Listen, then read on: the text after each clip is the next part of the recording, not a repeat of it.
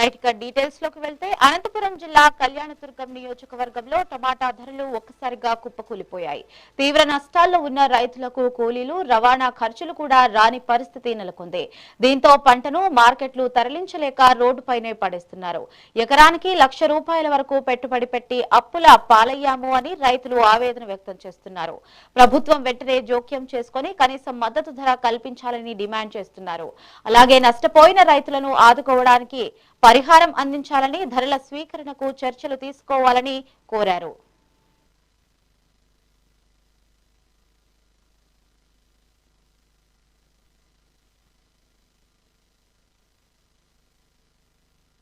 మనోహర్, మాది కుర్లపల్లి గ్రామం, కళ్యాణదుర్గం మండలము. నేను 3 ఎకరాలు టమాటో సాగు చేసినాను. 4 లక్షలు పెట్టుబడి పెట్టినాను. ఇప్పుడు మాకు టమాటో రేటు గిట్టుబాటు ధర లేదు. ఏ మార్కెట్కి మేము టమాటోలు తోలినా నోసేలు పడుతున్నాయి. మాకు చాలా ఇబ్బందిగా ఉంది. పెట్టుబడి రాకుండా రోడ్ల పాలు అవుతున్నాయి టమోటాలు. మాకు దీనికి ఈ వర్షాలు పక్కన లేవు. తోటలో నీళ్ళు నిలబడిపోయినాయి. మన బోర్లు వేపించినాము, అయినా నీళ్లు పడలేదు.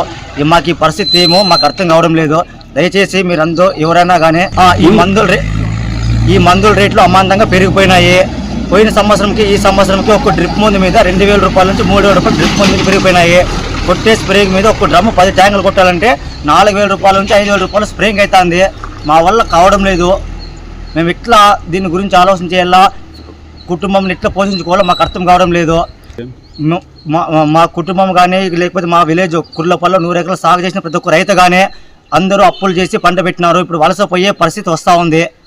దీని గురించి ప్రభుత్వం ఆలోచన చేయాలా, లేకపోతే రైతు నష్టపోతే దేశం కూడా నష్టపోతుందనే ఒక సామెత ఉంది. కాబట్టి దీని గురించి దయచేసి అందరూ ఆలోచన చేసి మాకు ఏదైనా న్యాయం చేస్తారని ఒక మనవి.